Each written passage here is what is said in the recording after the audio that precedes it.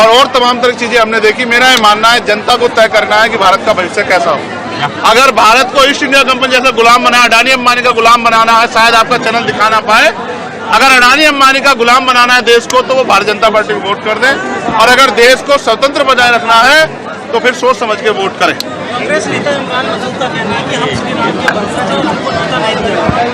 आप उनसे जाके पूछो भाई मुझे क्या कह रहे हो।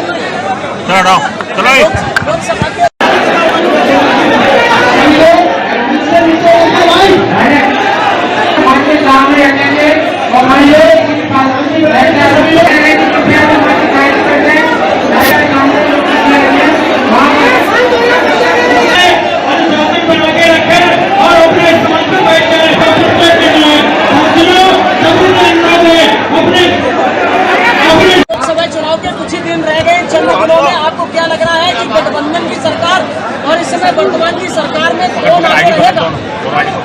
देखिए, ऐसा मैं कोई भविष्यवाणी तो करता नहीं हूँ भाई। जो मेहनत करेगा, अच्छा काम करेगा, जनहित के मुद्दों पे जनता के बीच रहेगा, और जो जनता के विश्वास को जीतने काम करेगा, जनता उसको वोट देगी।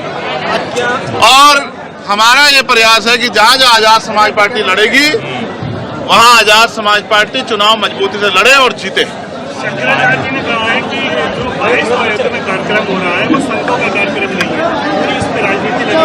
ये 22 तारीख का कार्यक्रम भारतीय जनता पार्टी का कार्यक्रम है। धर्म किसी विशेष व्यक्ति, किसी विशेष दल का नहीं होता।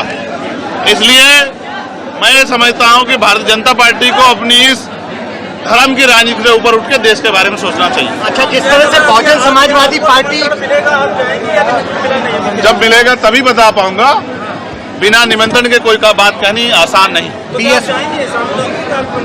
मैंने कहा जब निमंत्रण मिलेगा तब मैं इस पर अपनी बात रखूंगा। बनाने की बात सामने आई है, किस नजरिए से देख रहे हैं आप? मेरे सामने नहीं आई, बन जाए तो बहुत अच्छा है। अच्छा, जिस तरह से बीएसपी के जो आकाश आनंद हैं, उन्होंने अपना एक नंबर जारी किया है कि ट्वीट कर कर लोगों को जोड़ रहे हैं, तो किस तरह से देखते हैं कि एक जिस तरह से उत्तराधिकारी बीएसपी में आकाश आनंद होते आ रहे हैं? अच्छा होता वो एक ऐसा नंबर भी देते जिस नंबर पे जिन वर्गों ने उनको लंबे समय से वोट दिया और आज भी उनकी बहन बेटियों का रेप हत्या होती है, उनको कुचला जाता है, उनकी हत्या होती है, वो उनसे भी अपनी पीड़ा पे उनसे बात कर पाते, ऐसा नंबर भी उनको जारी करना चाहिए। अभी आपने कहा कि एमपी में बीएसपी ने आपके वोट डाली, जिससे पार्टी कई जगह चुनाव हारी, तो क्या यूपी में लोकसभा चुनाव में और भी जगह खतरा देख रहे हैं बीएसपी से? नहीं, मैं खतरा नहीं देख रहा हूं। मैं समझता हूं कि धीरे धीरे बदलाव होता है, परिवर्तन प्रकृति का नियम। मैंने आपको जो बात कही, मैं तथ्यों के साथ कहा मैंने आपको, आप चेक कर लीजिए, मेरी कहीं कोई बात झूठ नहीं होती। मैंने राजस्थान में आपको बताया कि अगर कई सीटों पे हमारे वोट नहीं काटे होते तो हमारी पार्टी वहां विजय होती, हमारे एमएलए वहां जनता की आवाज उठा रहे होते।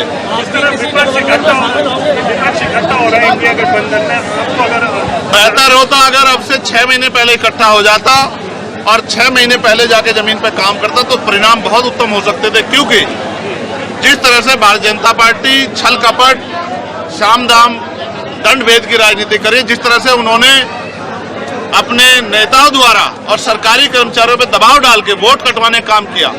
मैंने उत्तर प्रदेश में मेयर का चुनाव आगरा में लड़ा था, पार्टी ने आगरा का चुनाव मेयर का लड़ाया, और अगले दिन मैंने खबर पड़ी कि 1,70,000 वोट वहां उन बस्तियों से कटे जो भारतीय जनता पार्टी को वोट नहीं देते।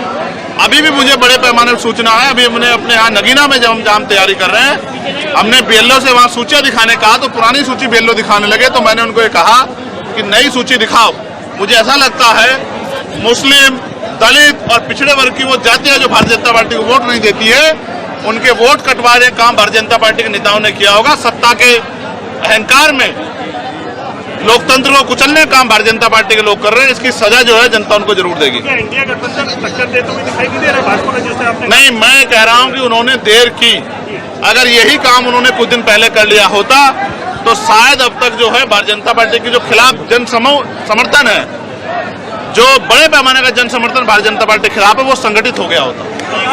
आपने कहा है कि आप कुछ करेंगे। लंबे समय से हमारे लोग कहते रहे कि ईवीएम पे आप आंदोलन कीजिए, लेकिन मैं मानता हूं कि बिना जन समर्थन के कोई भी आंदोलन कामयाब नहीं होता। 2 अप्रैल जैसा आंदोलन करने के लिए जन समर्थन की जरूरत है। जिस तरह से 2 अप्रैल का आंदोलन हम लोगों ने किया था और SC/ST एक्ट को बचाने का काम किया था, उसी तरह से ईवीएम पे भी हम आंदोलन करेंगे। हम ये चाहते हैं कि जब 7 चरणों में 1.5 महीने 2 महीने में चुनाव हो सकता है, तो 2 दिन अगर वोट की गिनती हो जाए तो इसमें किसी को कोई तकलीफ नहीं होनी चाहिए। अगर वोट के जो लोकतांत्रिक देश है, अगर वोट किसको गया, इस पे लोगों को संशय है, शंका है, इसको इलेक्शन कमीशन को दूर करना चाहिए।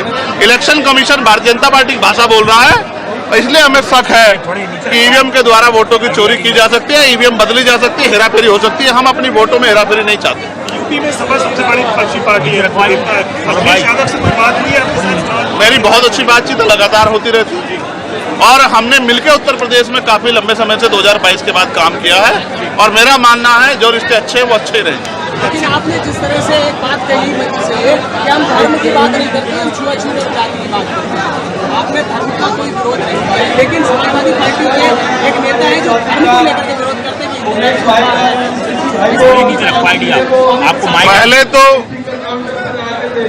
पहले तो मैं आपको स्पष्ट करा दूं, आपको अपने सवाल को सही करना चाहिए। मैंने आपको ये कहा कि हम छुआछूत गैर बराबरी के खिलाफ आंदोलन चला रहे हैं, भाईचारे के लिए, और हम धर्म को राजनीति में नहीं लाना चाहते। अगर कोई व्यक्ति अपनी बात कहता है तो मीडिया को भी और सरकार को भी उनकी बात को सुनना चाहिए, और अगर उनकी बात गलत हो तो उसका जवाब देना चाहिए। सिर्फ किसी को गलत साबित करने के लिए जवाब देना ये मेरा काम नहीं।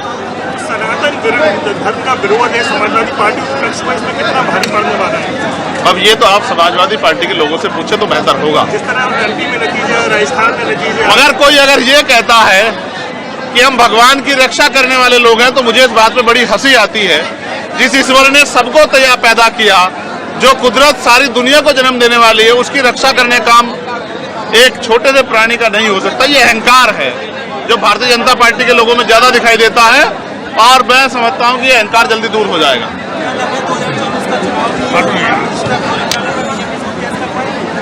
मैं फिर आपसे कह रहा हूं कि जनता समझदार हो रही है। देश के साधन से अनमोल है।